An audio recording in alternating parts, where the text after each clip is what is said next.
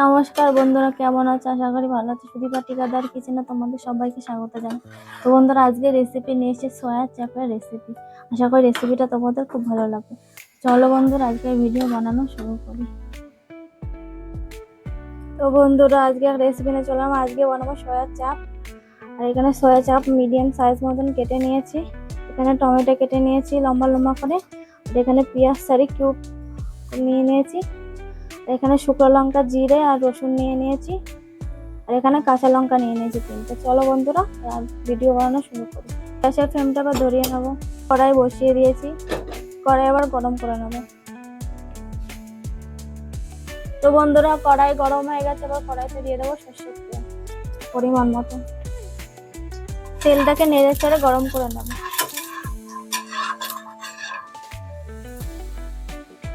তো বন্ধুরা, এবার সব মশলা দিয়ে দেবো।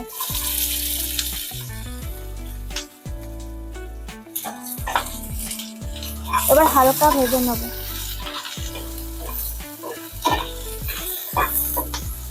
আর এই রান্নাটা করতে একদম কম সময় লাগে, খুব কম সময়ে রেসিপিটা হয়ে যায়। আর খেতেও কিন্তু অসাধারণ লাগে। তো বন্ধুরা, সয়া চাপের মশলাগুলো ভাজা হয়ে গেছে, হালকা ভেজে নিয়ে এবার পেস্ট করে নেবো। তো বন্ধুরা, ভাজা মশলাগুলো আমি মিক্সারের বাটিতে তুলে নেবো।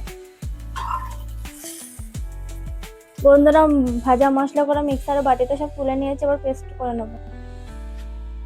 তো বন্ধুরা, মশলাগুলো সব পেস্ট করে নিয়েছি। তো বন্ধুরা, কড়াইতে দিয়ে দেবো সর্ষের তেল।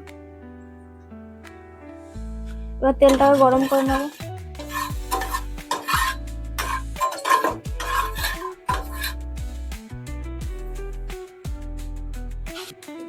তো বন্ধুরা, সয়া চাপ এবার দিয়ে দেবো তেলের করে।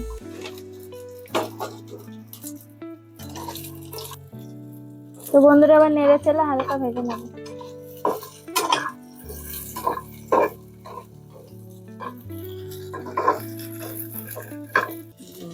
তো বন্ধুরা, হালকা করে ভেজে নিয়েছে সয়া চাপগুলো। এবার তুলে নেব।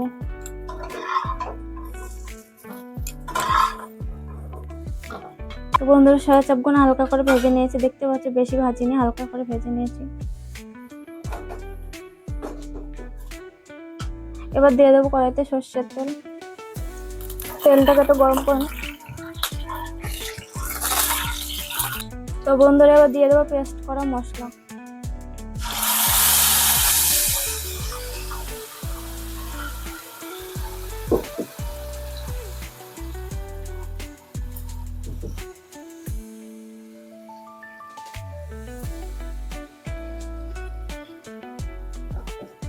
তো বন্ধুরা, মিক্সারে বাটিটা ধুয়ে অল্প করে জল দিয়ে দেবো।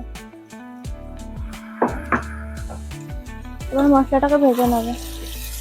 তো বন্ধুরা, এবার দিয়ে দেবো পরিমাণ মতো লবণ।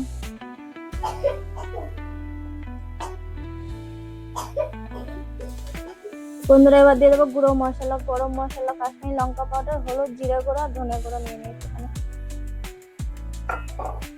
সবকিছুর সাথে মিশিয়ে ভালো করে ভেজে নেবো।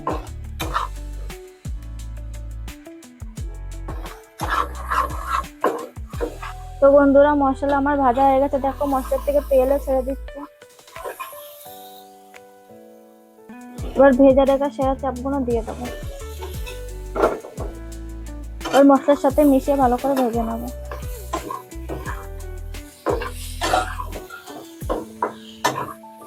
দুই মিনিট মতন ভালো করে ভেজে নেবো। তো বন্ধুরা, সয়া চাপ ভালো করে ভাজা হয়ে গেছে। এবার দিয়ে দেবো জল পরিমাণ মতো। ওর পরিমাণ মতন জল দিয়ে দেবো।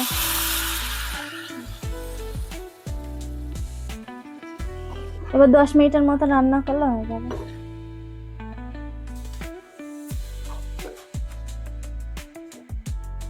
তো বন্ধুরা, 5 মিনিটের মতন ঢেকে রেখে দেবো।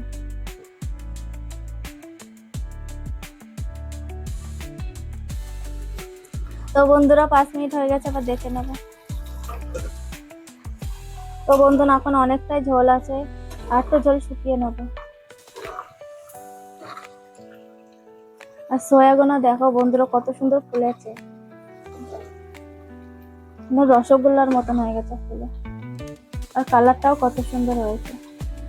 তো বন্ধুরা, আমাদের সয়া চাপের রেসিপিটা যদি তোমাদের যদি ভালো লেগে থাকে, একটা লাইক করে দেবে, একটা কমেন্ট করে দেবে, চ্যানেলটা সাবস্ক্রাইব করে দেবে, তাহলে আমাদের নতুন নতুন রেসিপি তোমাদের কাছে পৌঁছে যাবে। আর 5 মিনিটের মতো রান্না করে নিলে আমার রেসিপি বানানো হয়ে যাবে। তো বন্ধুরা দেখো, অনেকটাই ঝোল শুকিয়ে গেছে, একদম গা মাখা হয়ে গেছে। আমার রেসিপিটা বানানো হয়ে গেছে, এবার আমি নামিয়ে নেব। আর তোমরা এই রেসিপিটা রুটির সাথেও খেতে পারো, গরম গরম ভাতের সাথেও কিন্তু খেতে পারো। তো বন্ধুরা, এবার গ্যাসের ফ্লেম বন্ধ করে দিচ্ছি, এবার ঢেলে নেবো।